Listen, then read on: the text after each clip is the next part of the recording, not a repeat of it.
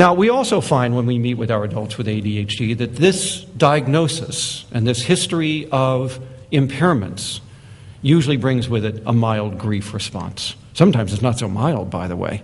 Sometimes the anger and the grieving and the depression are quite extreme and require separate counseling sessions in their own right. We have had adults with ADHD become extraordinarily angry about how could earlier professionals have missed this diagnosis, and the regrets they have about the failures that are now irreparable.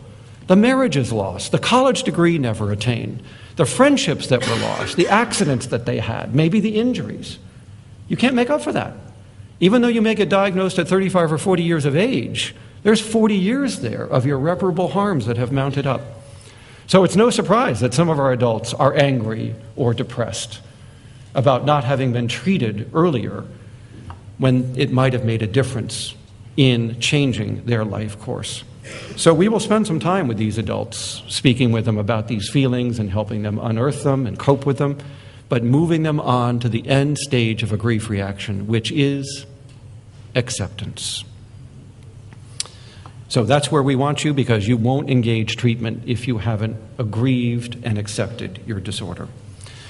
Now, we also, as I've said, want our adults with ADHD to understand what is attributable to ADHD and what may be due to other disorders. Over 80% of adults with ADHD have a second disorder, and over 55% have a third disorder. So the most common pattern is for adults with ADHD to have 3 disorders.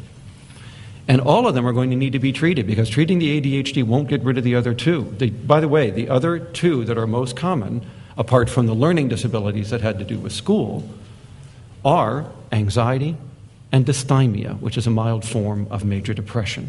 The risk for depression is there, but it's really more anxiety disorders. In fact, we were the first longitudinal study to show that the longer your ADHD went untreated, the greater the likelihood it was going to link up with an anxiety disorder over time.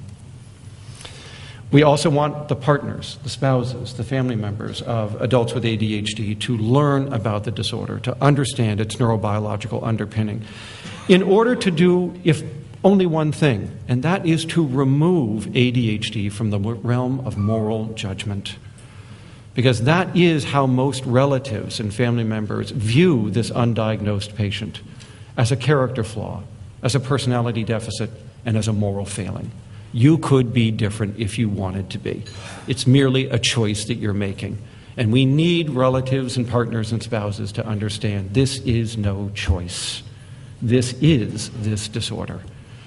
And in doing so, we hope to pull it under the realm of the medical and mental health sciences, and therefore under the realm of compassion and a willingness to assist the adult with ADHD, as opposed to the realm of judgment